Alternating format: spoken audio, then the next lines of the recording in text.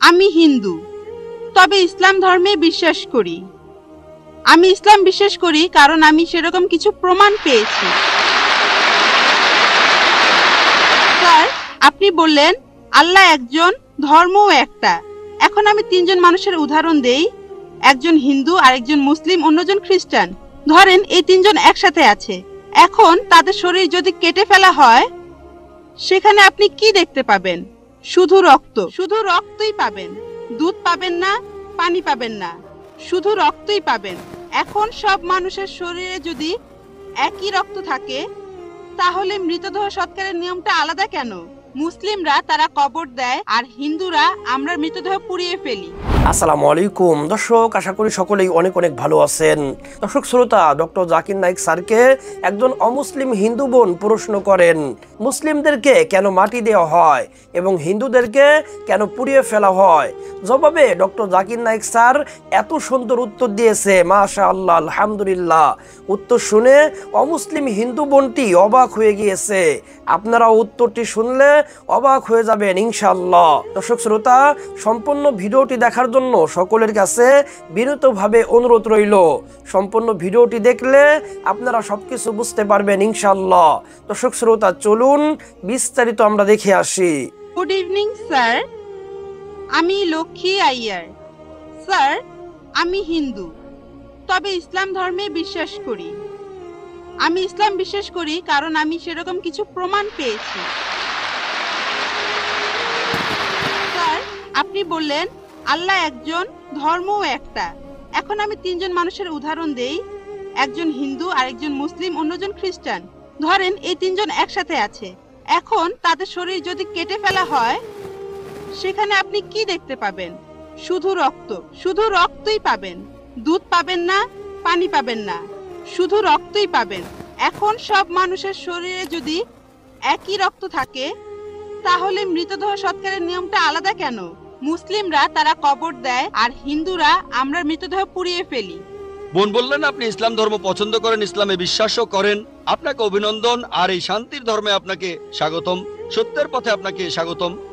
বোন প্রশ্ন করলেন যে তিনজন হিন্দু, খ্রিস্টান, মুসলিম, সবার শরীর একই রকম, একই রক্ত, একই উপাদান, কিন্তু আমরা মারা গেলে হিন্দুরা কেন পুড়িয়ে ফেলে আর মুসলিমরা কেন কবর দেয়? আসুন আমরা এটা ভালো করে দেখি। আপনি দেখেন কোন পদ্ধতিটা ভালো। হিন্দু ধর্মে কবর দেওয়ার অনুমতিও আছে শিশুদের ক্ষেত্রে, কিন্তু প্রাপ্তবয়স্ক লোক মারা গেলে তারা বলেন পুড়িয়ে ফেলতে হবে, দাহ করতে হবে। অবশ্য হিন্দুদের কেউ কেউ বলেন যে কবর দিতে হবে। আসুন আমরা এখন ভালো করে দেখি যে শবদেহ, মৃতদেহ পোড়ানো আর কবর দেয়া। এখানে আপনি দেখবেন যখন আপনি কোনো মৃতদেহ পোড়াবেন তখন পরিবেশ দূষিত হচ্ছে। মৃতদেহ পোড়ালে পরিবেশ দূষণ হয়। ইসলাম ধর্মে আমরা কবর দেই কেন?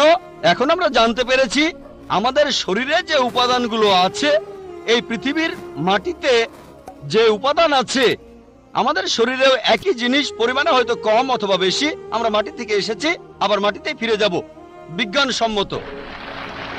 এটা হচ্ছে 1 নম্বর পয়েন্ট। দাহ করলে আগুন ধরানো হয়, পরিবেশ দূষিত হয়। ইসলাম অনুযায়ী আমরা কবর দেই আর জমি উর্বর হয়, পোড়ানো হয় না বলে পরিবেশ দূষিত হয় না। 2 নম্বর পয়েন্ট, মৃতদেহ পোড়াতে গেলে আপনাকে গাছ কাটতে হবে, গাছপালা কমে যাবে, পরিবেশের অবস্থা তখন খারাপ হয়ে যাবে। ইসলাম অনুযায়ী আমরা কবর দেই, জমি উর্বর হয়, আরো গাছ জন্মায়, এটা তখন হয়ে যায় সার। এখানে গাছ কাটার দরকার নেই, পরিবেশের জন্য ভালো। আমাদের সরকার এখন বলে গাছ কাটবেন না। গাছ না কাটলে মৃতদেহগুলো পোড়াবেন কিভাবে? 3 নম্বর পয়েন্ট, পোড়ালে খরচ বেশি। ইন্ডিয়ার পরিসংখ্যান অনুযায়ী প্রতি বছর হাজার হাজার লক্ষ লক্ষ কোটি টাকা খরচ হয়ে যাচ্ছে। প্রতিদিন কোটি কোটি টাকা খরচ হচ্ছে, প্রতি বছর লক্ষ লক্ষ কোটি টাকা খরচ হচ্ছে শুধু গাছের পেছনে আর মৃতদেহ পোড়ানোর পেছনে। ইসলাম অনুযায়ী আমরা কবর দেই, এটা সস্তা, ফ্রি। 5 নম্বর পয়েন্ট, মৃতদেহ পোড়ালে গাছের কাঠ পুড়ে হয়ে যায় চারকল, ছাই। ইসলামে একটা জায়গায় কাউকে কবর দিলে কয়েক বছর পরে সেখানে আরেকজনকে কবর দেওয়া যাবে, এটা সব সময় চলবে। আপনি রিসাইকেল করতে পারবেন। একই জমি কয়েক বছর পরে মৃতদেহের হাড় গোড়া আলাদা হয়ে গেলে আবার কবর দিতে পারবেন। তাহলে যুক্তি আর বিজ্ঞান দিয়ে যদি যাচাই করেন, এটাই বিজ্ঞানসম্মত, অনেক মানবিক, অনেক ভালো। কবর দেয়া পোড়ানোর চাইতে অনেক ভালো। আশা করি উত্তরটা পেয়েছেন। আদাব ডক্টর জাকির নায়েক স্যার। আমার নাম ভেঙ্কটাচামা। আমি গত কয়েক বছর ধরে এক মুসলিম মহিলার সাথে আছি। আমার প্রশ্নটা হলো, সবাই বলে কোনো ধর্মই খারাপ কথা বলে না, কিন্তু মুসলিমরা কেন অন্য ধর্মের লোকদের ইসলাম গ্রহণ করতে বলে? বোন, আপনি বললেন যে আপনি একটা মুসলিম পরিবারের সঙ্গে থাকেন অনেক বছর ধরে, তারপর বললেন যে সব ধর্মে ভালো সব কথা থাকে, কিন্তু মুসলিমরা আমাকে ইসলাম গ্রহণ করতে বলে কেন? পয়েন্ট নাম্বার 1, অন্য যেসব ধর্ম আছে সেগুলো যা বলে তার বেশিরভাগ কথাই ভালো, তবে ইসলাম ভালো কথা বলার পাশাপাশি আপনাকে দেখাবে কিভাবে সেটা অর্জন করতে হয়। আমি উদাহরণও দিয়েছি, সব ধর্মই বলে চুরি করো না, ইসলাম একই কথা বলে, তবে ইসলাম দেখিয়ে দেয় কিভাবে সেই অবস্থানে যাবেন যেখানে কেউ চুরি করে না।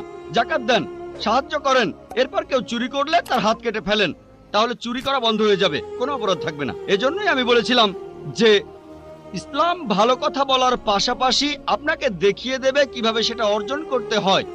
2 নম্বর পয়েন্ট, আমি বিভিন্ন ধর্মের একজন ছাত্র হিসেবে বলছি, যদি আপনি হিন্দু ধর্মগ্রন্থগুলো মেনে চলেন, মনে হয় আপনি হিন্দু, যদি হিন্দু ধর্মগ্রন্থগুলো মেনে চলেন, যদি একজন ভালো হিন্দু হন, আপনাদের ধর্মগ্রন্থই বলছে ঈশ্বর মাত্র একজন। আমার লেকচারে অনেক হিন্দু ধর্মগ্রন্থের উদ্ধৃতি দিয়েছি, এক ঈশ্বর। আপনাদের ধর্মগ্রন্থ বলছে মূর্তি পূজা করবে না। ভগবদ্গীতার 7 অধ্যায়ের 20 অনুচ্ছেদ বলছে জাগতিক আকাঙ্ক্ষা যাদের বুদ্ধিকে আচ্ছন্ন করে রেখেছে তারা নকল ঈশ্বরের পূজা করে, তারা মূর্তি পূজা করে। এক ঈশ্বরে বিশ্বাস করতে হবে। আজকে আমার লেকচারে বলেছিলাম বিশ্বাস করতে হবে অন্তিম ঋষিকে, কল্কি অবতার, যার বাবার নাম হবে বিষ্ণু ইয়াস আব্দুল্লাহ, তার মায়ের নাম হবে সুমতি আমিনা। তিনি জন্মগ্রহণ করবেন শাম্বালা নামের গ্রামে মক্কা। তিনি জন্মাবেন শাম্বালা শহরের প্রধানের ঘরে, মক্কার প্রধানের ঘরে। তিনি হবেন পুরো মানুষ জাতির পথপ্রদর্শক। তিনি আলোকপ্রাপ্ত হবেন রাতের বেলায় একটা গুহায়। তিনি উত্তর দিকে গিয়ে আবার ফিরে আসবেন। ঈশ্বর তাকে 8টা গুণ দেবেন। তিনি হবেন পৃথিবীর সব মানুষের পথপ্রদর্শক। তিনি একটা ঘোড়ায় চড়বেন, ডান হাতে থাকবে একটা তরবারি, 4 জন সহচর থাকবে তাকে বিভিন্ন সময় ফেরেশতাগণ সাহায্য করবেন। এরকম আরো অনেক অনেক। এই মানুষটা কে? যদি ভালো হিন্দু হয়ে থাকেন তাহলে আপনি এই অন্তিম ঋষিকে বিশ্বাস করবেন, তা না হলে আপনি ভালো হিন্দু নেই। যদি ভালো হিন্দু হয়ে থাকেন তাহলে এক ঈশ্বর বিশ্বাস করবেন, তাহলে আপনি মূর্তি পূজা করবেন না। নাতাস্তি প্রতিমা আস্তি, মহান ঈশ্বর, তার কোনো প্রতিমা নেই, তার কোনো প্রতিমূর্তি নেই, তার কোনো ছবি নেই, তার কোনো ফটোগ্রাফ নেই, তার কোনো ভাস্কর্য নেই। আর আমি বিতর্ক করেছি পণ্ডিতদের সাথে, হিন্দু পণ্ডিত, ওনারা শঙ্করাচার্য অনেক, সেখানে আমি কথা বলেছি। কোন শঙ্করাচার্যই আমাকে বলেননি ভাই আপনি ভুল বলেছেন, কেউ না। একটা বিতর্ক করেছিলাম শ্রী শ্রী রবিশঙ্করের সাথে 21শে জানুয়ারিতে। তিনি ইন্ডিয়ায় হিন্দুদের মাঝে খুবই জনপ্রিয় গুরু, আর্ট অফ লিভিং। আমি তাকে বলেছিলাম আর্ট অফ লিভিং এর শ্রেষ্ঠ বই হলো এই পবিত্র কোরআন। আমি তাকে মুসলিমদের এই আর্ট অফ লিভিং এ আমন্ত্রণ জানিয়েছিলাম। আমরা সংখ্যায় এখন 130 কোটি, 130 কোটি মুসলিম। আমি তাকে আমন্ত্রণ জানিয়েছিলাম, যদি তিনি ধর্মগ্রন্থগুলো মানেন, তিনি বেদের উপরে একজন বিশেষজ্ঞ, তাকে এটা মানতেই হবে। একইভাবে বোন, আপনাকে বুঝতে হবে অন্য সব ধর্মগ্রন্থগুলো হয়তো আল্লাহর বাণী আপনি বলছেন, সময় বদলানোর সাথে সাথে সেগুলোও কিন্তু বদলে গেছে। স্বামী বিবেকানন্দ বলেছেন বেদের 99%ই হারিয়ে গেছে, বাকি যে 1% আছে সেটা আমাদের কঠোরভাবে মানতে হবে। কঠোরভাবে মানে অন্তিম ঋষিকেও মানতে হবে। তাহলে কঠোরভাবে মানলে আপনি মুহাম্মদ সাল্লাল্লাহু আলাইহি ওয়াসাল্লামকেও মানবেন, আপনি কোরআনকেও মানবেন। আর আমি আপনাকে এখানে আমন্ত্রণ জানাচ্ছি, এই শান্তির ধর্মে আমন্ত্রণ জানাচ্ছি, যাতে করে আপনি আল্লাহর কাছাকাছি আসতে পারেন। গুড ইভিনিং স্যার, আমার নাম সুতপা সরকার। আমি পেশায় একজন শিক্ষিকা। আপনাকে আমি একটা প্রশ্ন করতে চাই। ইসলাম ধর্মে কর্ম আর মোক্ষ লাভ সম্পর্কে কি বলা আছে, আর এক্ষেত্রে হিন্দু ধর্মের ধারণার সাথে পার্থক্যটা কি? বোন, আপনি প্রশ্ন করলেন ইসলামে কর্ম আর মোক্ষ লাভ সম্পর্কে কি বলা হয়েছে। হিন্দু ধর্মগ্রন্থ অনুযায়ী কর্ম মানে কাজ, আমরা যে কাজগুলো করি, অ্যাকশন, এই কর্ম করতে হবে ধর্ম অনুযায়ী। আর হিন্দু ধর্মের বিশেষজ্ঞরা একটা দর্শনে বিশ্বাস করেন যেটাকে বলা হয় সংস্কারা, জন্ম আর মৃত্যুর চক্র, জন্ম আবার মৃত্যু, যেটা হলো আবার জীবিত হওয়া, অথবা মানুষের আত্মার ভ্রমণ করার থিওরি। তারা বিশ্বাস করে আপনি যেরকম কর্ম করবেন, যদি ভালো কাজ করেন পরবর্তী জীবনে আপনি জন্মাবেন কোন উচ্চ স্তরে, যদি খারাপ কাজ করেন পরবর্তী জীবনে আপনি জন্মাবেন কোন নিচু স্তরে। যদি ভালো কাজ করেন আপনি মানুষ হয়ে জন্মাবেন, খারাপ কাজ করলে পশু হয়ে জন্মাবেন, হয়তো ইঁদুর হবেন, বিড়াল হবেন বা তেলাপোকা হবেন। আর সেখানে যদি কিছুই না থাকে, ভালো খারাপ কিছুই না থাকে, তাহলে মোক্ষ লাভ করবেন, জন্ম মৃত্যুর চক্র থেকে বের হয়ে আসবেন। এটা হলো হিন্দু ধর্মের বিশেষজ্ঞদের দর্শন। তবে বেদে এর কোন রকম উল্লেখ নেই।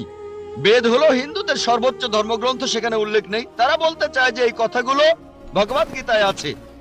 ভগবদ গীতায় বলা হয়েছে 2 নম্বর অধ্যায়ের 22 নম্বর অনুচ্ছেদে, যেভাবে একটা শরীর পোশাক বদলায় তারপরে নতুন পোশাক পরে, একইভাবে আত্মা নতুন শরীরে প্রবেশ করে। হিন্দু ধর্মগ্রন্থগুলোতে পুনর্জন্ম বলে একটা কথা আছে। এটা আছে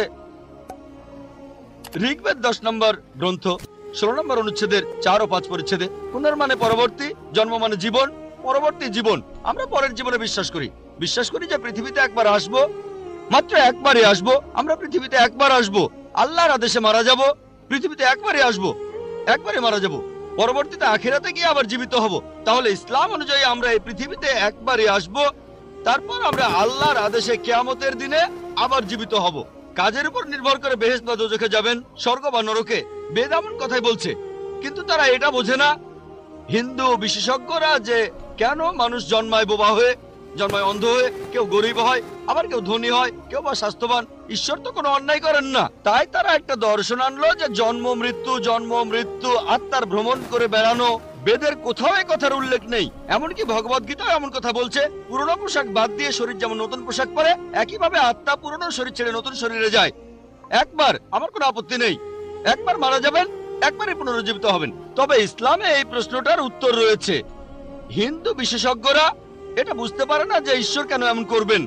কিছু মানুষ জন্ম থেকে বোবা, কেউ বা স্বাস্থ্যবান, কারো হার্টের সমস্যা, কেউ গরিব আবার কেউ ধনী।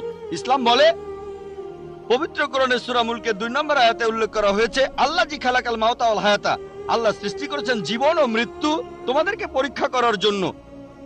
এই জীবনটা পরকালের জন্য পরীক্ষা। এখন কেউ হয়তো জন্মায় গরিব হয়ে, কেউ ধনী হয়ে। ধনীদের ক্ষেত্রে কোরআন বলছে তাদেরকে যাকাত দিতে হবে। যদি আপনার সঞ্চয় 85 গ্রাম স্বর্ণের চাইতে বেশি হয়, নিসাবের তুলনায় বেশি হয়, তাহলে 2.5% জাকাত প্রতি হিজরি সালে দিতে হবে। ধনীরা জাকাত দিতে পারে, নাও দিতে পারে, অর্ধেকও দিতে পারে। হয় সে 100 তে 100 পাবে, অথবা 50 পেতে পারে। কোনো জাকাত না দিলে সে 0 পাবে। কিন্তু গরিব লোকের ক্ষেত্রে জাকাত দিতে হবে না, সে জাকাতের পরীক্ষায় 100 তে 100 পাবে। দর্শক শ্রোতা, আশা করি সম্পূর্ণ ভিডিওটি শেষ পর্যন্ত দেখেছেন এবং ডক্টর জাকির নায়েক স্যার অমুসলিম হিন্দু বোনকে কি জবাব দিয়েছে আপনারা বুঝতে পেরেছেন। দর্শক শ্রোতা, আপনারা সকলেই ডক্টর জাকির নায়েক স্যারের জন্য দোয়া করবেন। আল্লাহ তাআলা যেন ডক্টর জাকির নায়েক স্যারকে সর্বাবস্থা হিফাজত করে। আল্লাহ তাআলা যেন ডক্টর জাকির নায়েক স্যারকে হায়াতে তয়্যিবা দান করে। প্রিয় দর্শক শ্রোতা, ভিডিওটি এ পর্যন্তই। ভিডিও নিয়ে আপনার কোনো মতামত থাকলে আপনার মতামত অবশ্যই কমেন্ট সেকশনে জানিয়ে দিতে পারেন। ভিডিওটি ভালো লাগলে শেয়ার করে দিন। আপনি আমার চ্যানেলে নতুন হয়ে থাকলে চ্যানেলটি সাবস্ক্রাইব করার অনুরোধ রইল। ভালো থাকুন, সুস্থ থাকুন, এই দোয়া রইল। বেঁচে থাকলে পরে ভিডিওতে দেখা হবে। আসসালামু আলাইকুম ওয়া রাহমাতুল্লাহ।